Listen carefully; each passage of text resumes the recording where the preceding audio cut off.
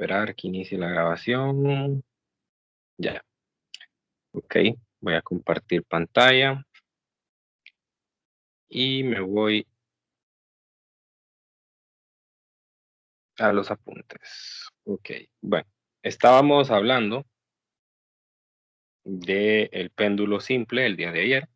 Hoy vamos a estudiar un ejemplo de un movimiento armónico simple angular que se le conoce como péndulo físico.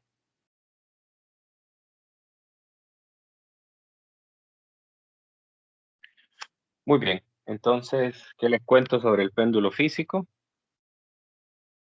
Para este no he encontrado una simulación, espero encontrar una por ahí en la web. Si alguno de ustedes encuentra una, pues me la comparte.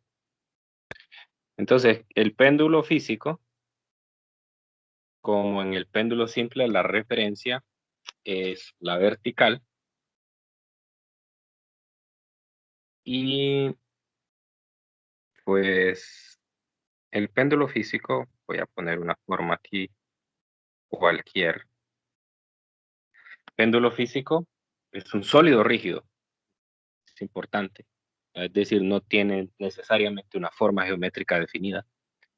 Bueno, en los ejemplos que nosotros vamos a ver sí lo va a tener, ¿verdad? Pero la deducción la vamos a hacer sin considerar una forma, porque puedo tener diferentes objetos, puedo tener barras, puedo tener anillos, puedo tener bolas, puedo tener cilindros, muchas cosas, cualquier cosa, cualquier objeto que tenga las características de ser un sólido rígido, o sea, que contenga un punto, en este caso lo voy a poner pues por acá, que es el centro de gravedad. Ese punto es donde nosotros consideramos que se concentra la masa del objeto. Entonces, pues como ahí se concentra la masa del objeto, aquí voy a tener un vector del peso, ¿no? Entonces, el objeto lo que va a realizar es un movimiento alrededor del centro de gravedad, un movimiento de este tipo, ¿no? Un movimiento de movimiento periódico entre estas dos posiciones, ¿sí? Y de acuerdo a ese movimiento, pues se va a definir un ángulo, voy a poner en otro color mejor para que se vea bien, un ángulo teta. Ese ángulo es el ángulo de la vertical a la línea que une al pivote. Entonces aquí tengo un punto P que le llamo el pivote. Ese ángulo teta es el ángulo que se define entre la vertical y la línea que une al pivote y el centro de gravedad. Ok. Entonces, resulta que yo aquí puedo definir, igual que en el péndulo simple, dos componentes del peso. Voy a tener por acá una componente y por acá otra. El ángulo teta pues estará definido acá y aquí sería menos mg coseno de teta y acá mg seno de teta, usando el mismo marco de referencia que empleé en el péndulo simple. Bueno, entonces aquí la diferencia está en que nosotros logramos tener este tipo de movimiento gracias a un torque. Entonces vamos a usar otra ecuación para describir el movimiento y es que la sumatoria de torques en Z, que el movimiento es en Z, ¿verdad? Considere que el plano XY está en la pantalla. Esto es igual al momento de inercia total del péndulo por la segunda derivada de teta con respecto a t cuadrado. Eso es alfa, ¿verdad? La velocidad angular. Ok, entonces, en función de esto, lo que tengo que hacer es encontrar los torques de las fuerzas que están interviniendo. En este caso solo hay dos fuerzas interviniendo, mg seno de teta y mg coseno de teta. Entonces, primero analizo que esta fuerza no realiza torque. No realiza torque debido a que la fuerza es paralela a R. R es la distancia que hay entre el punto, bueno, no la distancia, es el vector que está dirigido entre el pivote y el punto de acción de la fuerza. Entonces, en este caso, el vector R vendría aquí, en esa dirección. Ese vector R es paralelo a la fuerza y si usted recuerda, no, no siempre lo usamos de esa manera, no siempre lo usamos de esa manera, pero realmente el torque es una cantidad vectorial que proviene de hacer un producto cruz. Permítame un momento. Quiero confirmar algo.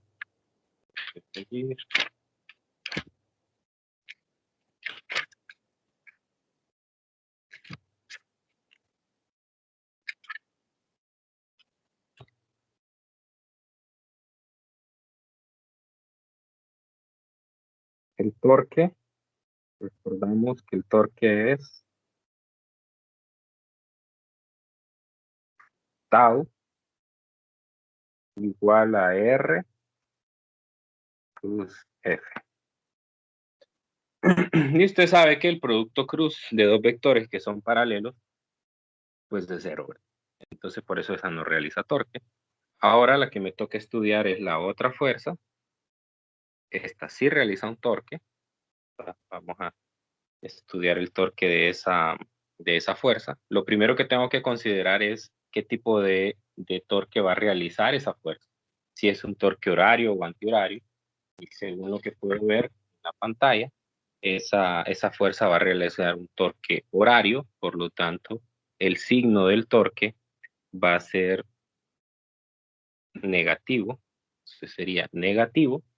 Luego voy a tener la magnitud de la fuerza, que sería mg seno de teta. El torque tiene tres componentes. Tiene el signo, que es la dirección de rotación, tiene la fuerza o la magnitud de la fuerza, y luego tiene la distancia. Eso es como usar esta fórmula, pero ya usando la otra definición. Si ustedes se acuerdan, pues hay una manera de escribir el torque también, o el producto cruz así. Sería la magnitud, es la magnitud de la primera fuerza por la magnitud de la segunda por el seno de teta. Es justamente lo que tengo ahí. Entonces lo que me falta ahora es encontrar la magnitud de R. La magnitud de R es la distancia que nosotros vamos a tener justamente aquí.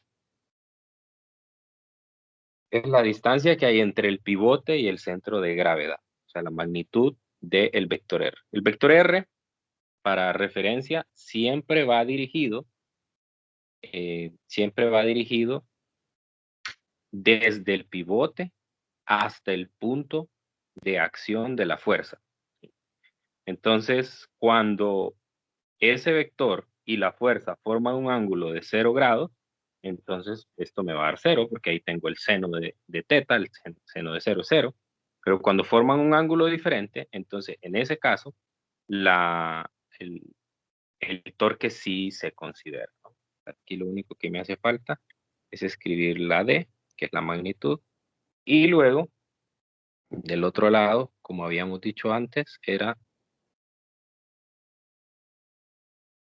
el momento de inercia. Estoy sustituyendo en la ecuación de movimiento rotacional, ¿no? Entonces tengo eso. Esa ecuación me lleva a un movimiento armónico simple, siempre y cuando yo use ángulos pequeños, igual que en el caso del péndulo simple. Va a quedar mg por d dividido entre i por el seno de teta, ¿no? Pero como ya vimos en la clase de ayer, si teta es pequeño, entonces uno puede aproximar el seno de teta a teta. Por lo tanto, entonces la ecuación de movimiento será la segunda derivada de teta con respecto a t menos m por g por d y por teta. Entonces, esta ecuación, como ustedes recuerdan, es la ecuación que describe un movimiento armónico simple. Entonces, este péndulo también tiene las mismas características que el péndulo de ayer y que el sistema masa-resorte horizontal y vertical. Ok, de aquí puedo definir omega. Acuérdese que omega es el número que está a la derecha multiplicando a teta. Entonces, omega, o sea, este número que está aquí o esta parte aquí, esto es omega, pero omega cuadrado, ¿no? Entonces quiere decir que omega es la raíz de m por g por d entre i. Y a partir de aquí, pues puedo definir las demás variables. Puedo definir la frecuencia, que es omega sobre 2pi, por tanto 1 sobre 2pi multiplicado por la raíz de mgd entre i. Y el periodo, que entonces sería el recíproco, que es 2pi y entre mgd. Ok, entonces aquí usted tiene que tener claro qué es cada cosa en estas ecuaciones. Bueno, m se va a convertir en la masa del péndulo. D, pues va a ser la distancia, como ve aquí en la figura. D es la distancia que hay entre el pivote y el centro de gravedad. Es importante decir que esa distancia D es obligatoria para que el péndulo físico tenga sentido. O sea, quiere decir que si usted agarra una barra y esa barra, bueno, voy a poner mi cámara solo para mostrarles. Voy a buscar, vamos a ver, por ejemplo, una regla. Yo ver si me alcanzan a ver. Okay. Tengo que dejar de compartir pantalla para entender. Muy bien. Entonces, vean, yo tengo una regla aquí. Voy a buscar una más pequeña, esta. Tengo una regla de manera que esto es un péndulo físico. Es un péndulo físico. Entonces, el centro, esta como es una barra, el centro de gravedad de esta barra, pues es justamente en el medio. Quiere decir que si yo agarro esta barra, pues, pongo mi pivote, el pivote van a ser mis dedos que lo tienen. Y yo voy a tratar de ponerlo en el centro, y yo lo abro una determinada amplitud, entonces va a pasar esto. Mira, no ocurre nada, se queda justamente ahí. ¿Por qué? Porque la distancia D es cero. Si la distancia D es cero, significa entonces que no hay torque, porque acuérdese que el torque era el negativo de la masa por la gravedad por el seno de teta por D. Entonces, si D es cero, no hay torque, y si no hay torque, pues no hay rotación, ¿verdad? La rotación en este caso no ocurre. Vamos a encontrar algunos problemas, de hecho hay un problema en el libro, donde hay una barra que se coloca justamente en el centro de masa del pivote. Pero para ese caso, para que se logre esas rotaciones, lo que se hace es que se le conecta un resorte en la parte inferior. Entonces usted tiene que demostrar en ese problema que el movimiento es armónico simple. Pero bueno, eso es un paso más. Entonces, si yo quiero que esta barra oscile como un péndulo físico, entonces necesito que la distancia D sea diferente de 0. O sea, necesito mover mi dedo más arriba. Obviamente, lo ideal será en la parte superior. Entonces, bueno, si el pivote fuera un pivote adecuado, ¿no? Entonces, cuando yo lo suelte aquí, va a pasar esto. Mire la diferencia. Lo suelto y entonces este baja, ¿no? Hay una rotación ahí. ¿Por qué? Porque tengo una distancia D. Entonces, quiere decir que para lograr que un péndulo físico oscile, yo necesito que la distancia D exista. Entonces, nunca va a haber una oscilación alrededor del centro de masa. ¿Sí? Y eso es importante porque ahí en la ecuación que les acabo de mostrar aparece el momento de inercia. El momento de inercia, ustedes saben, tenemos unas tablitas por ahí en el libro, y el momento de inercia uno lo puede encontrar en el centro de masa del objeto y lo puede encontrar en un eje paralelo. Bueno, hay en varios lugares, pero en especial nosotros hemos visto que se puede encontrar en el centro de masa y en un eje paralelo al centro de masa. ¿Sí? Entonces, en este caso, mi pregunta sería, si yo pongo a oscilar esta barra aquí, ¿cuál es el problema de la red? ¿Sí me están escuchando? Sí. Sí. ¿Me escucha? Estaba como conectando. Okay. Bueno, entonces les pregunto, si esta regla rota alrededor del extremo superior, entonces, ¿cuál debería de ser el momento de inercia a usar en la ecuación? ¿El momento de inercia alrededor del centro de masa o el momento de inercia alrededor de un eje paralelo? ¿Qué creen? ¿Cuál es el que debo de usar en la ecuación? ¿Nadie?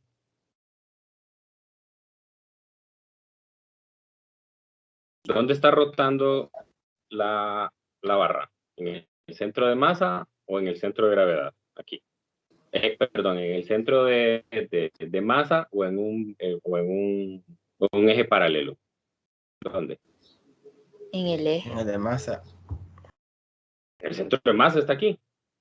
Este es el centro de masa de la... En el eje paralelo. Paralelo, ¿no?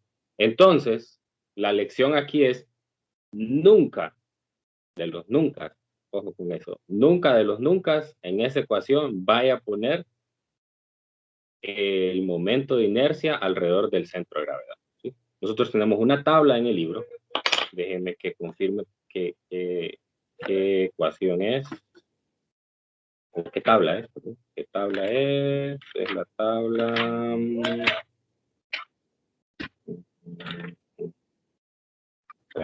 Esta tabla. Está por aquí. Estás en el capítulo 8, me parece que está. Sí, aquí está. Ok, capítulo 8. Estamos en la sección 9.4, ¿no? Y la tabla 9.2. Entonces, en la tabla 9.2 usted va a poder encontrar momentos de inercia para diferentes objetos. Entonces, en este caso, como tengo una barra o una varilla, yo voy a tener dos. Voy a tener uno alrededor del centro de masa, o sea, en el centro, y voy a tener otro alrededor del del extremo superior, ¿verdad? O de uno de los bordes, ¿no? Entonces, en este caso, lo que correspondería es utilizar el momento de inercia alrededor de uno de sus extremos, ¿verdad? Que según me dice el libro es 1/3 de ml cuadrado. No podría usar el momento de inercia alrededor del centro de la varilla, que es 1/12 de ml cuadrado, porque estaría diciendo entonces que la barra gira alrededor de su centro de masa. Y eso no puede pasar en los péndulos físicos. Eso no puede pasar. Okay. ¿Quedó claro eso? Sí. Sí. Espero que no vayan a estar usando ahí el péndulo, el momento de inercia alrededor del centro de masa. Ok, y bueno, Ahí estamos. Bueno, muchas veces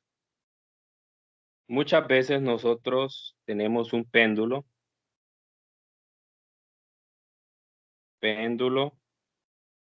con No estás varios. compartiendo. No estoy compartiendo. Gracias por avisar. Tienes razón.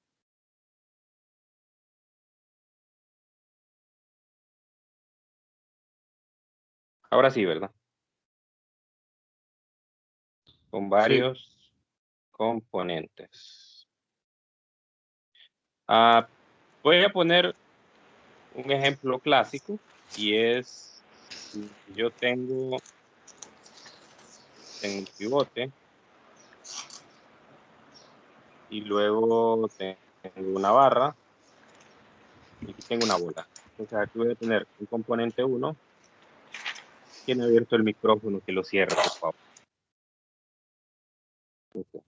Bien. Entonces tengo un componente y dos componentes. En este caso sería la varilla y el segundo componente sería la bola.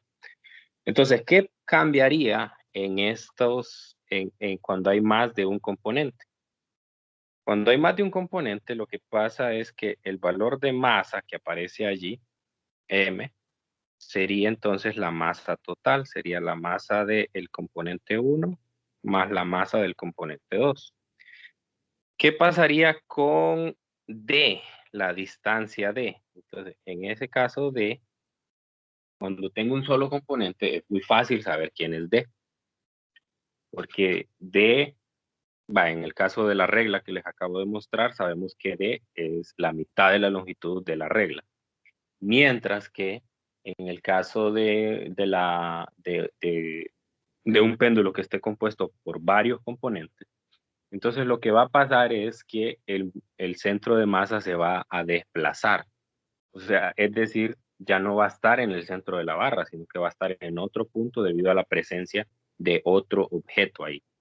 Entonces, en ese caso, lo que corresponde encontrar es el Y centro de masa. El Y centro de masa, si ustedes se acuerdan de física 100, perdón, es la sumatoria de las masas por los Y individuales. Aquí, masa I, Y. ¿Qué son los Y? Es la distancia que hay de cada componente al pivote. Entonces, en este caso, el Y para la varilla sería la mitad de su longitud. Y en el caso de la bola, que es el segundo, sería la distancia que hay desde su centro de gravedad, que es el centro geométrico, hasta el pivote. Entonces eso sería la longitud de la varilla más el radio de la esfera en este caso. Entonces, ya aquí la cosa se complica un poco más. Y en el caso de el momento de inercia, sería el momento de inercia del 1 más el momento de inercia del 2. O sea, el momento de inercia total. Pero quiero ejemplificar eso. Obviamente, si agrego un tercer componente, entonces voy a tener la masa total. Tendría que agregarle la masa del tercero, el momento de inercia, tendría que agregarle el momento de inercia del tercero, etcétera. Pero nunca vamos a llegar a una situación en la que tengamos más de dos componentes, ¿no? Y voy a centrarme en un problema como esos, porque son los más difíciles. No voy a hacer uno de una sola varilla, porque pues, eso ya prácticamente solo es de sustituir en la ecuación, no tiene mayor dificultad.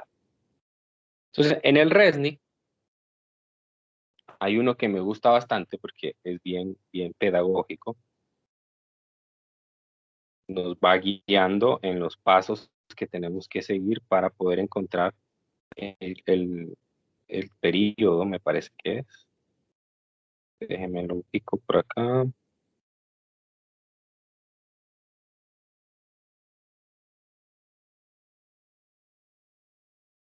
Aquí está. Es este problema. Voy a copiar el enunciado.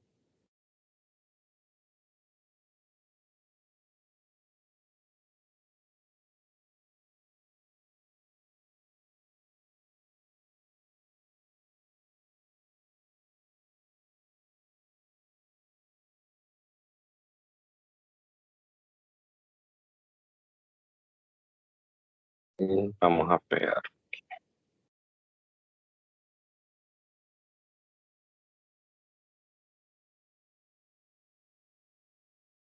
Muy bien. Entonces, tenemos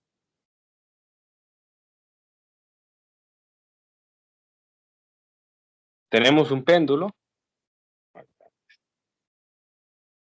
Tenemos un péndulo que consta según me dice el enunciado, consta de un disco uniforme de 10.3 centímetros de radio. Entonces, puede ver la parte de abajo. Ahí tengo un disco. Y de 488 gramos de masa unido a una barra de 52.4 centímetros de longitud que tiene una masa de 272 gramos. Me dice que vea la figura y me va guiando, de manera que yo quiero calcular en el problema el periodo de oscilación del péndulo. Entonces me dice, primero calcule el momento de inercia del péndulo respecto al pivote, después determine la distancia entre el pivote y el centro de masa, y finalmente encuentre el periodo, ¿no? Entonces vamos por partes. Ok, vamos sacando los datos que tenemos. Voy a hacer más grande esta figura porque quiero marcar líneas sobre ella. Oh, permítame que aquí tengo un lío con esta figura porque se me mueve mucho. Ahí estamos. Ok. Entonces, ¿qué datos tengo para el problema? El primer dato que tengo, bueno, los datos que tengo son el radio del disco. Entonces a este le voy a llamar RD. El radio del disco es de 10.3 centímetros. 10.3 centímetros y tengo la longitud de la barra. La longitud de la barra es 52.4 centímetros. Muy bien. ¿Qué otro dato tengo? Tengo las masas de cada uno. La masa del disco es 488. 488 gramos. Y la masa de la barra es de 272 gramos.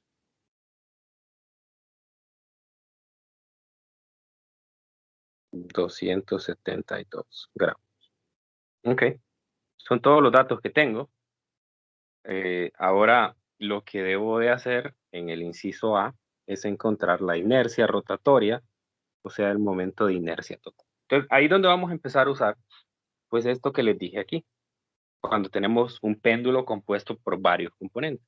Entonces, vea que la inercia rotatoria de todo el péndulo es la sumatoria de las inercias o de los momentos de inercia de cada componente. Entonces, eso quiere decir que lo primero que usted tiene que definir en el problema, lo primero que tiene que identificar es cuántos componentes hay. Si hay un solo componente, entonces el momento de inercia solo será el de ese componente. Si hay más de uno, pues entonces va a sumar, ¿no? Entonces el momento de inercia total va a ser el momento de inercia de 1 más el momento de inercia de 2. Ahora, como le dije antes, nunca de los nunca el péndulo está oscilando en su centro de masa. Bueno, yo no puedo ubicar aquí el centro de masa porque tengo dos componentes. Acuérdese que cuando hay más de un componente, entonces el centro de masa ya no es el centro de masa de todo el péndulo, ya no es en este caso, si tengo una barra, si solo fuera la barra, el centro de masa sería el centro de masa de la barra. ¿Sí? Pero como ya tengo un disco conectado ahí, probablemente ese punto se haya desplazado y tengo que determinarlo. Entonces, como no está rotando, entonces va a haber una distancia de, voy a decir que este es el pivote, y yo no sé dónde queda, pero lo voy a poner por aquí, solamente por referencia, voy a decir que es aquí, pero no estoy seguro que sea ahí, ¿verdad? De hecho, lo voy a determinar en el segundo, en el inciso B, voy a determinar esa distancia D. Entonces, lo que logro ver ahí, al saber que todo el péndulo no gira alrededor del centro de masa, es que el momento de inercia de cada uno de los objetos dice que ninguno de los dos componentes, en este caso, aquí tengo el disco, que sería el 1, y la barra, que sería el 2, ninguno de los dos, por ninguno de los dos, pasa el pivote en su centro de masa. Quiere decir que ninguno de los dos está siendo pivotado alrededor del centro de masa. Por lo tanto, para ambos tengo que usar el teorema de ejes paralelos. Y así va a ser siempre. Siempre hay que utilizar el teorema de ejes paralelos. Entonces, el teorema de ejes paralelos, voy a poner aquí arriba, me dice que el momento de inercia es igual al momento, el momento de inercia alrededor de un eje paralelo es igual al momento de inercia alrededor del centro de masa más md cuadrado, donde m es la masa del componente y d es la distancia que hay entre el pivote. Siempre yo le pongo un subíndice i aquí para no confundirlo con el otro d.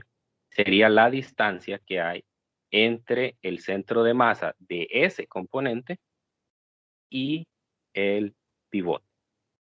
Ok, entonces ahora sustituyo y me va a quedar que I es igual al I centro de masa del componente 1 más la masa 1. Bueno, en este caso, como ya había puesto otros subíndices, el componente 1 para mí es el disco.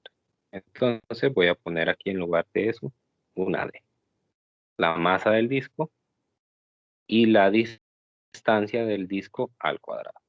Más I centro de masa de la barra más la masa de la barra, distancia de la barra al cuadrado. Entonces siempre va a ser así, porque nunca o muy poco probable el pivote esté pasando por el centro de masa de cada componente. Entonces, como no pasa eso, hay que usar el teorema de ejes paralelos. Entonces, ahí estoy usando el teorema de ejes paralelos de forma simultánea para ambos. Entonces, si uno se va a la tabla, a la tabla 9.2, hay dos maneras de determinar el segundo, pero en el caso del primero, sería el momento de inercia alrededor del centro de masa para un disco. Ese es el mismo, vamos a ver, para un disco, si es este, ¿no? Si es un medio de mr cuadrado, me parece. Sí, que sí. Solo déjenme confirmar.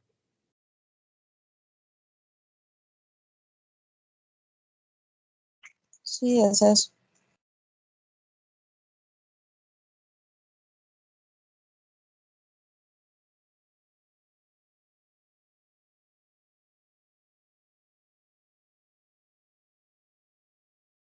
Sí, un medio de mr cuadrado.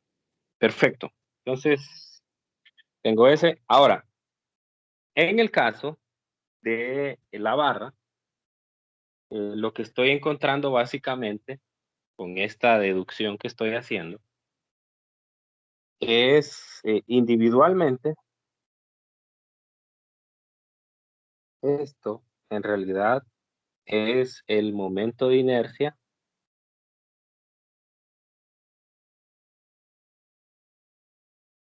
a través de un extremo de la varilla. Y ese nosotros ya lo tenemos directamente en el libro. Es 1/3 de ml cuadrado. ¿Sí? Entonces, usted puede hacer la suma de los dos componentes, porque si usted ve en la tabla, el momento de inercia alrededor del centro de masa de la varilla es 1/12 de ml cuadrado. Y si usted le suma el otro componente, porque el otro componente es, voy a poner aquí en color rojo de dónde viene eso.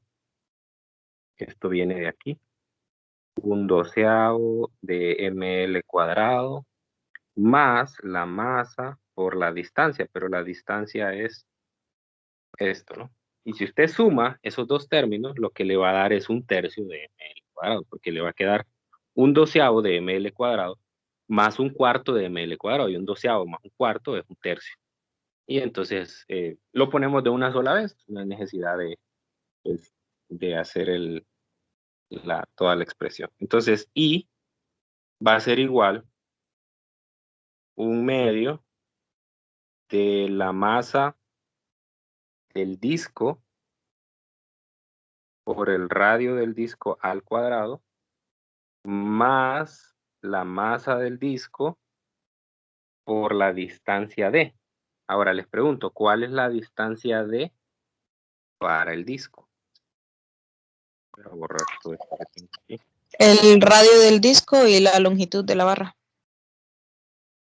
Correcto. Entonces, tenemos toda la distancia que sería esta. Entonces, esa distancia es el radio del disco más la longitud de la barra, ¿no? Esa es la distancia del centro de masa del disco hacia el pivote, ¿no? Entonces, vamos a colocarlo aquí.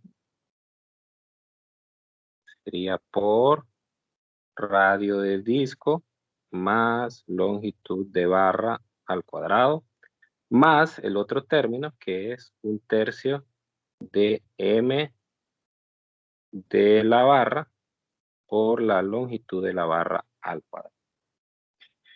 Bueno, voy a ver aquí que puedo simplificar de manera que al final la ecuación me quede lo más sencillo que pueda. 1/2 de la masa del disco, radio del disco al cuadrado. Entonces, aquí tengo un binomio al cuadrado. Sería masa del disco, radio del disco al cuadrado, más 2 veces la masa del disco. Bueno, no sé si quizá me va a complicar hacer esto, pero bueno, quiero simplificar. Más longitud de la barra al cuadrado. Voy a mover esto.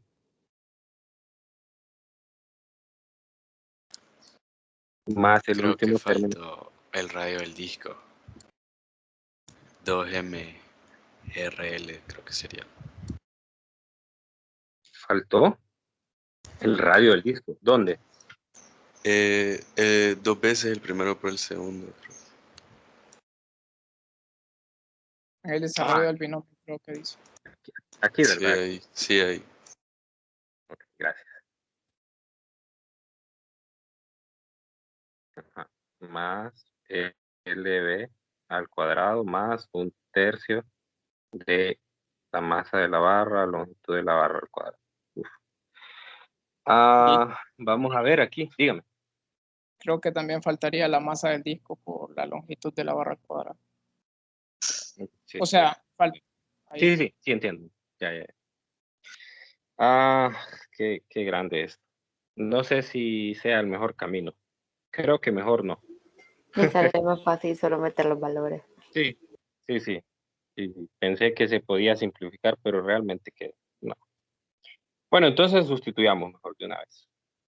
Ok, tenemos 1/2 de la masa del disco. La masa del disco era 488 gramos, o sea, 0.488 kilogramos. No voy a poner unidades porque esto me va a quedar larguísimo. Por el radio del disco es 10.3 centímetros, 0.103 metros al cuadrado, más la masa del disco. La masa del disco es 488. 0.488 por el radio del disco, que es 0.103, más la longitud de la barra, que es 52.4, 0.524 al cuadrado, más 1/3 de la masa de la barra. La masa de la barra es 272 0.272 por la longitud de la barra al cuadrado. Ok, eso es lo que hay que calcular.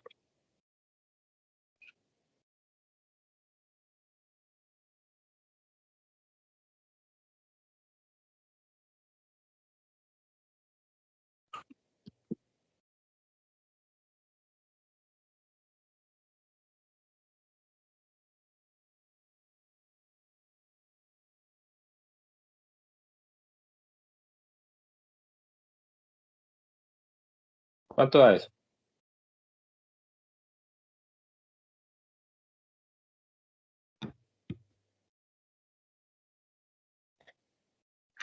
0.22 creo. Sí, 0.22 me dio a mí también. ¿Hay otro número después de eso?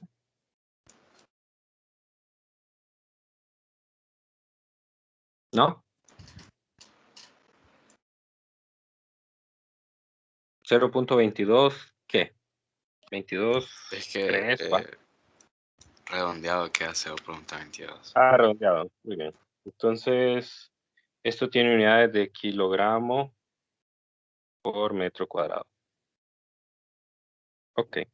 Bueno, ahí tenemos nuestra primera respuesta. Apurémonos un poco porque ya solo quedan 10 minutos de clase. Ok, quedó claro eso, ¿verdad? ¿Qué es lo que tienen que hacer? No es tan sencillo cuando hay más de un componente, vean, ¿no? Tienen que hacer teorema de ejes paralelos para cada uno, ¿verdad?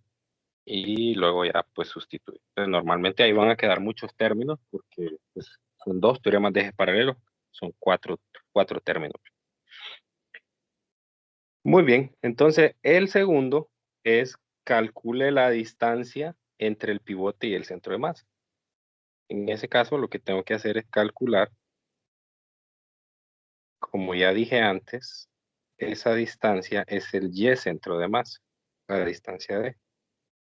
Y la fórmula es la sumatoria de la masa por el y de cada componente entre la sumatoria de la masa. Entonces, quiere decir que sería la masa del disco, el y del disco, pero el y del disco ya habíamos identificado que era el y o el d, ¿verdad? Voy a quitar esa y mejor. No me gusta porque lo voy a confundir si uso y d en un lado. Entonces, aquí también pongamos d. El d del disco habíamos identificado que era el radio del disco más la longitud de la barra. Entonces, sería radio del disco más la longitud de la barra, más la masa de la barra por el D. Pero el D de la barra es su longitud dividida entre 2. Entre la masa del disco más la masa de la barra. Bueno, entonces sustituyamos la masa del disco 0.488. El radio del disco 10.3 centímetros. La longitud de la barra 0.524.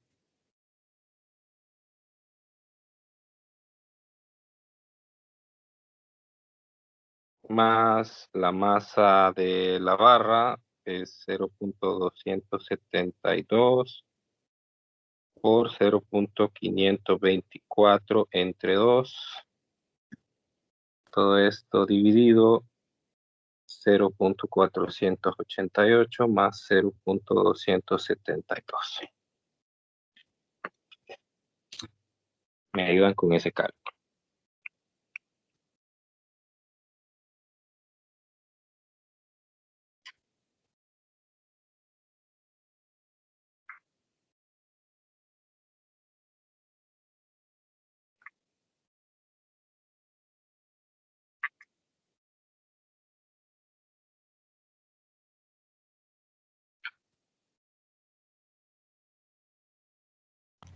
0.496.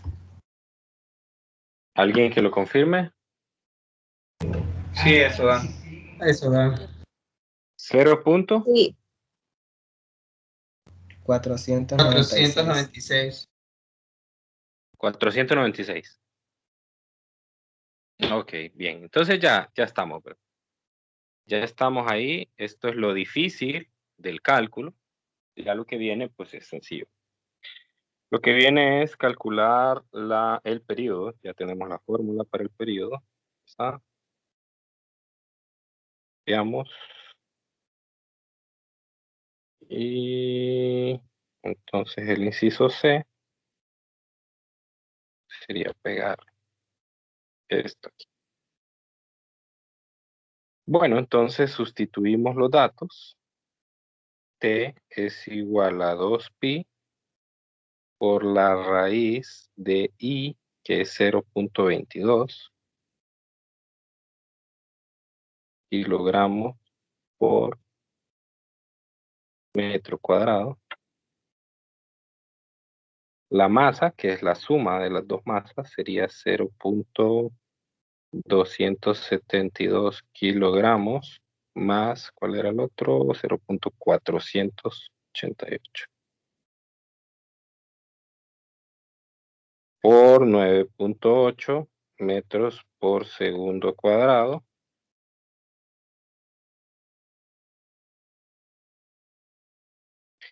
Y de 0.496.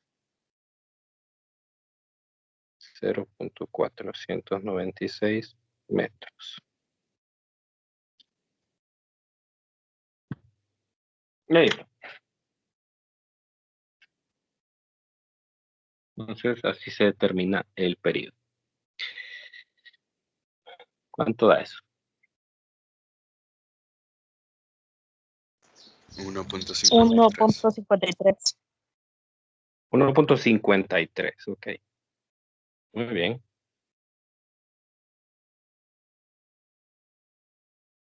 Pues este es un problema extremadamente completo porque realmente se aplica todo. Es decir, vamos un paso más allá en el sentido de que el sistema tiene más de un componente. Por ahí yo les recomiendo que para practicar se hagan este ejercicio. ¿Dónde está? Hay uno que tiene dos, más abajo debe estar. Hay uno en el Resnick también, el 56. Este tiene dos discos, pero bueno, dos anillos serían, dos anillos pivotando, ¿no? Entonces, lo mismo, hay que hacer todo el tratamiento. Entonces, yo les recomiendo que lo hagan. Y pues bueno, si tienen alguna pregunta ahí con el procedimiento, pues ustedes me dicen, ¿verdad? Pero es un problema similar a este, donde usted tiene que usar momento de inercia total, o sea, la suma del primero con el segundo. Luego, tiene que encontrar el Y centro de masa, ¿verdad? El cual no va a ser en el centro como uno esperaría, ¿no? Entonces, pues de eso se trata, ¿no? Este tema es un poco más difícil que el péndulo simple, pues porque tiene estos elementos de repaso que de alguna manera, si uno no los tiene claros, entonces puede llegar a confundir, ¿verdad? Pero si hay alguna pregunta antes de cerrar la clase de hoy.